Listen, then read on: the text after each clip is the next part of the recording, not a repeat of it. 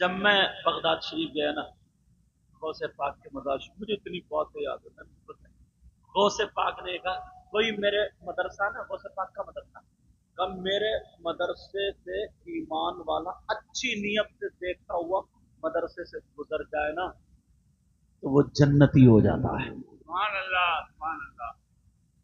لنگر شریف وہاں پہ ہم خود گئے، آج بھی لنگر بنتا ہے، آج بھی تو بہت سارے لوگ وہ مجھے جانتے تھے، لڑکے خود اکٹھے ہو گئے تھے، تو اپنے علاقے سے جو گئے ہوئے تھے، جو بمبئی اور سب، پھر انہوں نے مجھے سرچ کیا، دیکھا موبائل پہ تو سب میرے ساتھ ہو، تو وہ لالا ارے میں نے کہا غوث پاک کی بارگاہ یہاں کوئی بادشاہ نہیں ہے، ہم تم سے بھی گئے گزرے، یہاں نوکر ہیں، سمجھے؟ میں نے کہا تو وہاں بیٹھ رہے تھے نا، تو میرا کپڑا تھا کالا رومال ڈالے تھے، یہ تھا، تو میں نے کالے رومال سے اپنی وہیں جھاڑو ماری، اور مجھے آنسو نکل رہے تھے، میں نے کہا یار وہ بات مجھے یاد آ رہی کہ یہاں پہ بیٹھنے والا کتا بھی شیر کو مار کے چلا گیا۔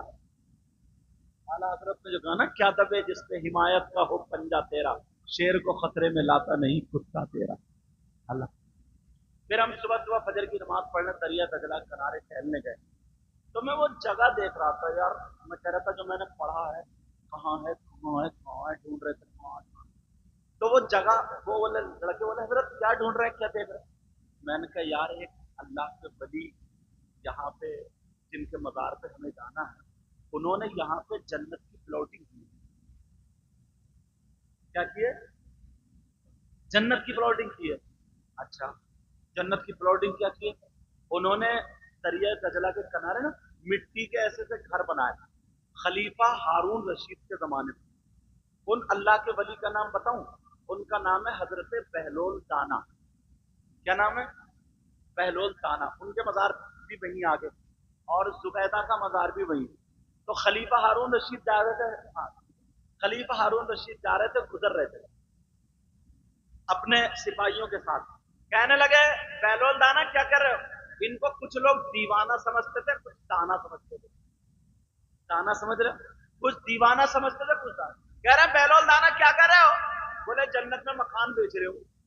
بولے کتنے کا؟ بولے 10 روپے کا۔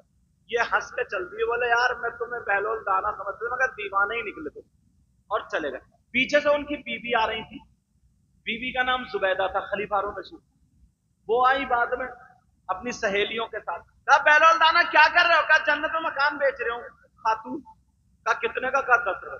انہوں نے 10 روپے نکال کے دیے، کہا لو ایک مکان مجھے دے دو۔ کہا ٹھیک ہے، کون سا لوگی؟ تو بولی یہ والا۔ انہوں نے لکھ دیا یہ مکان زبیدہ کے نام بہلول دانا کی طرف سے، چلے گئے۔ اب رات کو جب سوئے خلیفہ ہارون رشید، تو کیا دیکھتے ہیں کہ یار ایک نہر ہے، دودھ کی نہر ہے، اس کے پاس بڑے بڑے خوبصورت فرشتے تھے نا، بڑے بڑے خوبصورت کھڑے ہیں۔ یہ اتنا شاندار محل اور یہ سب کیا ہے؟ تو بولے یہ جنت ہے۔ ارے بولے جنت ہے؟ بولے قریب چل کے جب دیکھا تو ایک مکان پہ لکھا ہوا تھا یہ مکان زبیدہ کے نام بہلول دانا کی طرف سے۔ ارے بولے یہ مکان کیسا؟ بولے یہ زبیدہ کے نام بہلول دانا نے کر دیا۔ تو بولے ہماری بیوی ہم دیکھ کے آتے مکان ہے۔ بولے نہیں، وہ دنیا جو کسی کھینچا پانی میں آگ کھل گئی۔ اب تو بڑے پریشان ہوئے، بولے یار خرید ہی لیتے، اچھے رہتے خرید لیتے۔ اب صبح ہی اپنے آدمیوں کو دوڑا دیا، ڈھونڈو بہلول دانا کا، تو اس پار پھر مکان بنائے پڑے۔ بولے مکان لے لو، جنت میں مکان۔ اب یہ پہنچ گئے، ذرا پیسے اسے ڈال کے، بولے 4-5 خرید لوں۔ پہنچے، بولے بہلول دانا کیا کر رہے ہو؟ بولے مکان بیچ رہا ہوں۔ بولے کتنے میں؟ تو بہلول دانا بولے بادشاہ آپ کی آدھی بادشاہت میں ایک چھوٹا والا مکان۔ بولے کیا ہے یار، پلاٹنگ اتنی مہنگی ہو گئی، کل 10 روپے میں اور آج آدھی بادشاہ۔ تو بہلول دانا کیا بولے؟ بہلول دانا کہنے لگے خلیفہ ہارون رشید کل بغیر دیکھے کا سودا تھا، اور رات دیکھ کے آیا تو اب سودا کر رہے ہو۔ یہ اللہ والے۔ بہرحال غوث پاک کی بات چلی، اب وہ آئے لوٹ کے لوٹے والے بابا بڑے پیر کی بات، بڑے پیر مسکرا کے بولے ہاں شیخ احمد، अलबरकी अलबरीकी शेख अहमद, अब तो पता चल गया तुम कौन से मकाम पे हो। ले, बड़े पीर साहब यहां बता रहे, कह रहे अब तो पता चल गया। अल्लाह, तो बात ये कही थी मैंने ना, गौसे पाक की बारगाह में खिदमत करने वाले का झाड़ू मारने वाला हो, अगर नजर करम हो जाती है तो वो भी वली हो जाता है। ये गौसे पाक 15 साल की हर हर रात में एक पांव से खड़े होकर के फजर के टाइम तक कुरान शरीफ पढ़ने वाली जात का नाम अब्दुल कादिर जिलानी।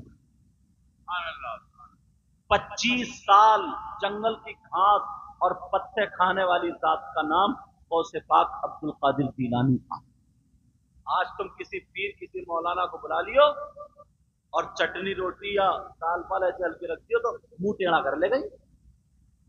बता रहे हो मैं, मुंह टेढ़ा, थोड़े खाली चारपाई पे लिटा दियो उसे, मुंह टेढ़ा। कहा मेरी हैसियत इतनी है, बेइज्जती कर रहा तू मेरी? अच्छा तेरी हैसियत बड़े बड़े पीर साहब से ज्यादा।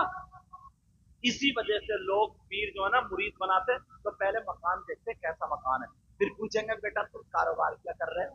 अगर ये कहते ना मैं मजदूरी कर रहा हूँ और उल्टे सीधे काम भी कर लेता हूँ तो उसे मुरीद नहीं बनाएगा, इस नियत से कि इसको मैं करीब कर लूं और अपना असर इस पर डाल के इसके सारे गुनाहों से तौबा करा लूंगा और इसे दुआ करा करा के नेक और हलाल कमाई से ये धनी हो जाएगा, मालदार हो जाएगा, इसे वो रास्ते बताऊंगा। इस नियत से नहीं करेगा। इस नियत से मुरीद करता है कि मुझे गाड़ी लेकर मुरादाबाद पहुंचेगी, ऐसा मुरीद बनाऊंगा और दोनों मारे जाएंगे, ऐसा पीर भी ऐसा मुरीद। बिल्कुल नाटक बना दिया।